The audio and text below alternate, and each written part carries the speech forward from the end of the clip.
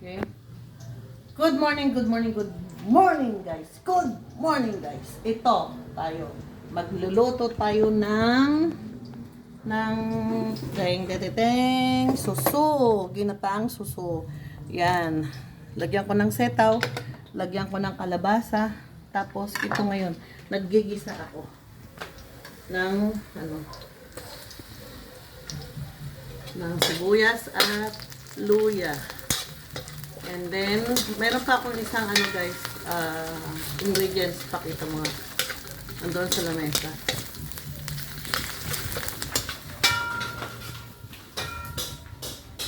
Malunggay na hiningi sa kapitbahay. Hiningi sa kapitbahay. Siguro guys, pag nandun kami sa Pangasinan, hindi na kami manghihingi kasi ang dami doon. Parang bakod lang namin yung malunggay doon. Pero dito ang hirap. Gustuhin mo man Ngayon, siguro guys, pag nandun na kami sa Richmond, doon kami titira. Na makakapagtanim siguro ng konti doon. Dito talagang walang mataniman. Kasi bahay mo, wala kang bahay, kalsada na lang, walang masyadong extra lot ang bahay mo dito. Yung 70 square meter, yun na yung pinakabahay. Yun na rin, wala. Kalsada na kaagad. Wala nang Yan guys, nagpiprito tayo. Gusto ko kasi yung brown na brown lahat para mabango. After nito, pwede na natin ilagay yung kalabasa. Kasi lang naman, ginataang suso. And now, kasi na medyo nag-brown na ng konti, ilagay na natin yung kalabasa. Sige na nga, hindi na nga ako mag-iislang. Kalabasa. In Tagalog, kalabasa. In English, aywan ko na kung Squash. parehas lang doon yung squash tsaka pumpkin. Alam ko ang pumpkin, parang lang. Pero ito yung squash na. Squash na is the real one.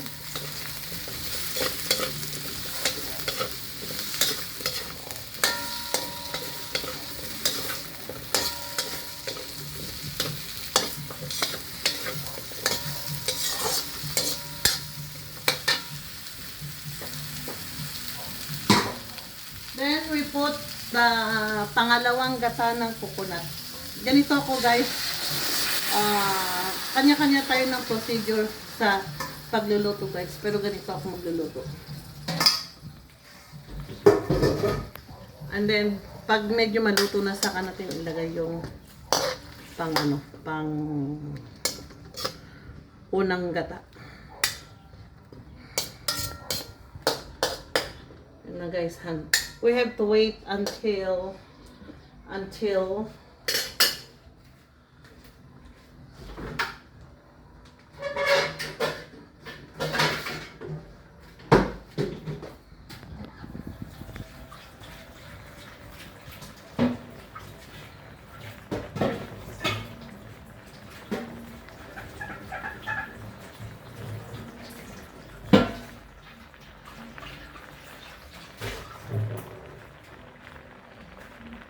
ay, kumulong. Kasi gusto ko yung medyo siya. Sarap na yan guys. Sarap na yan. Sarap na yan guys. Sarap. You know the sarap is. Oh, I'm hungry.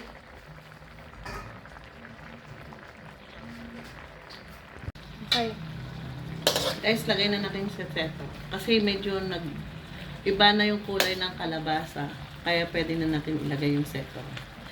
Sitaw, hindi setaw. Sitaw. Ay, naku guys, wala pa palang to. Wala pa palang asin. Tsaka patis. Tsaka,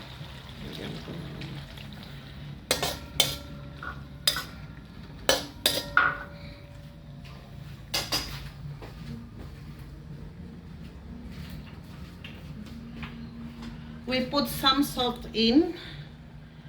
Naglagay tayo ng konti, maraming patis.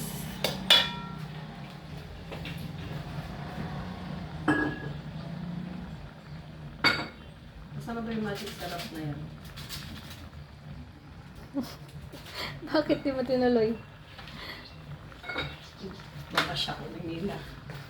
Antay! Sabihin nila sa akin. Sabi mo eh.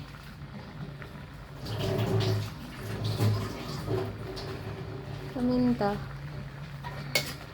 We have to wait until the gulay is cooked. Saka natin lagay yung suso. Kasi yung suso, pag ma-overcook kasi yung suso guys, hindi mo masupsupan. Ngayon, sayang, nilagay ko sana yung gabi, oh. No? Magkahalo. Gabi na may... Oo, sarap yun, Day. Ilagay ko kaya. Makahabol pa ba yun? I-boil ko. Ikaw. We have... Mamaya na, ano? Okay na yan? Ha? Guys, kasi meron akong konting, konting gabi na naiwan. Ilalahok ko na lang siya para hindi sayang. Kaysa yun nakatambay na lang dyan. Now, tanggalin natin yung tubig para hindi siya makati.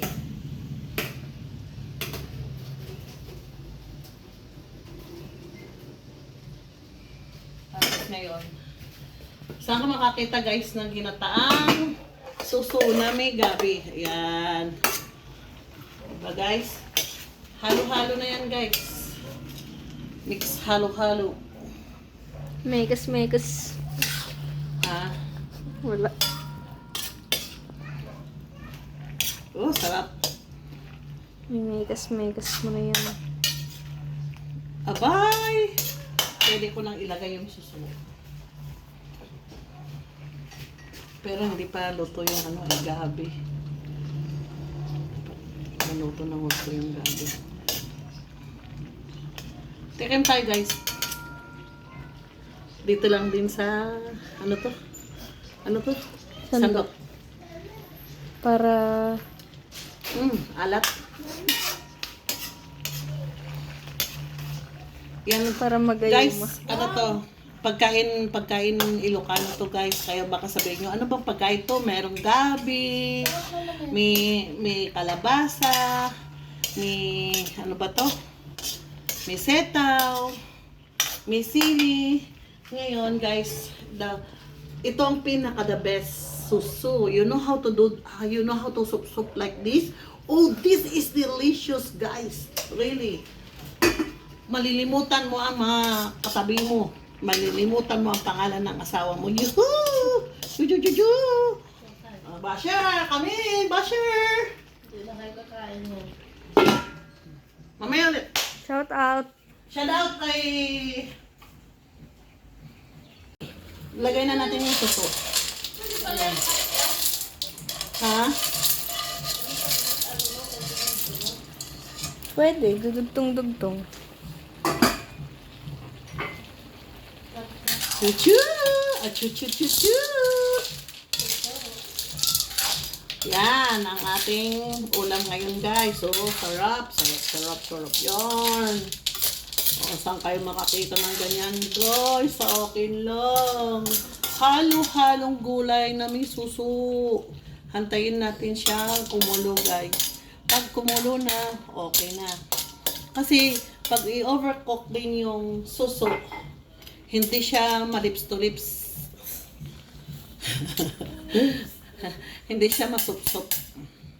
Nilagay ko na rin yung inibabaw ko na rin yung malunggay guys. Kasi maski naman hindi naman to kasi fiber. Even though ma-overcook, the same na dahon pa rin.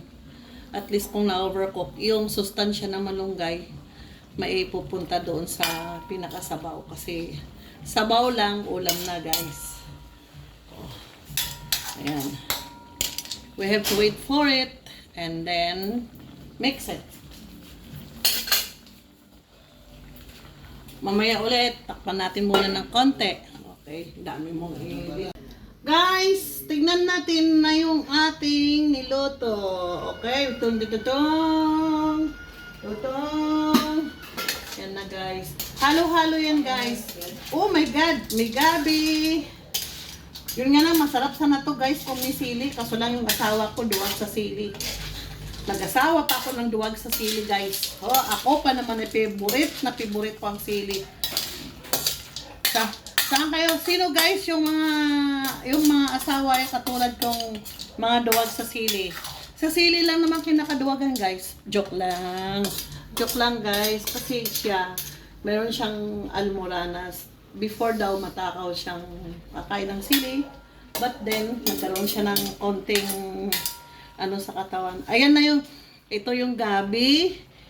Ito yung gabi. Ito yung sitaw. Ito yung kalabasa. At ito yung suso guys. Oh. At ito yung malunggay. Oh, masustansya ang ulam namin. Sustansya. Hanggang gabi na to, guys. Sarap guys, grab. Walang. Kanina maalat, pero ngayon nawala yung alat. Lagyan natin ng konting. Gusto ko maglagay ng magic sarap kasi na matatakot ako masermonan.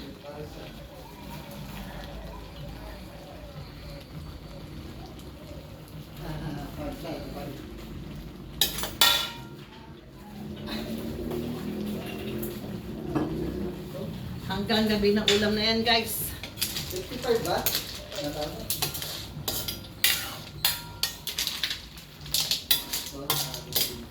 Bumabalik ang dating lindog ni Ate Bengbeng sa pagtitinda. Bukas magtitinda na si Ate Bengbeng. Ay, hindi pala Ate Bengbeng, manang Bengbeng. Okay guys, luto na. Ciao! Sifana. Look at that, so delicious. Delicious. And we have to eat now. Bye. Thank you for watching. Subscribe.